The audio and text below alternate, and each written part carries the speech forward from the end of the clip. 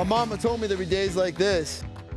Nobody ever said you're gonna wake up middle of the woods, a mile and a half from nowhere. How do you train for something like this? You have a bucket of luck, then you have a bucket of experience. If you reach into your bucket of luck, you better put that in your bucket of experience because you might run out in your bucket of luck. And if you run out, you're gonna kill yourself and your crew.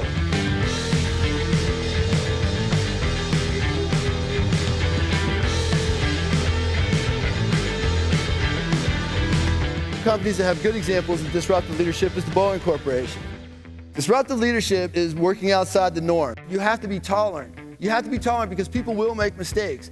How large of a mistake you let them make is up to you, it's up to the situation. Being right's not always right. I wanted them to know that they had as much input into the airplane because we all hit the water at the same time.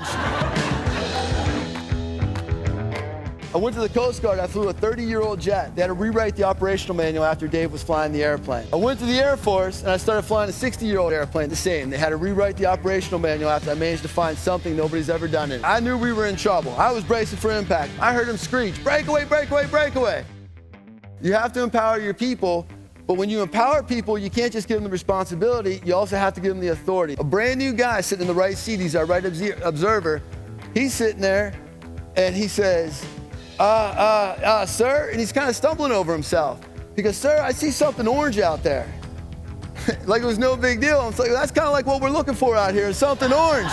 Look and see what your employees need. If you actually respect them for what is going on in their life, they'll work harder for you.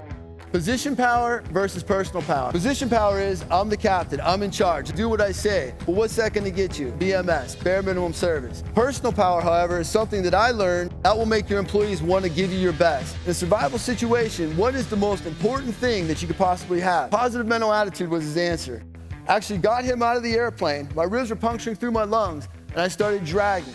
About halfway out, we're over an hour and a half into it, he finally regains consciousness. He said, David, you forgot my shoe.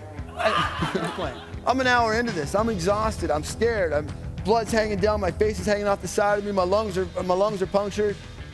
At that point was the clearest point that I ever knew that if I stopped here and took a break because I wanted to, because the adrenaline had started to wear off, I wanted to stop. But I knew if I stopped that Dr. Michael and I would lay there and die in the middle of the woods that night. Positive mental attitude.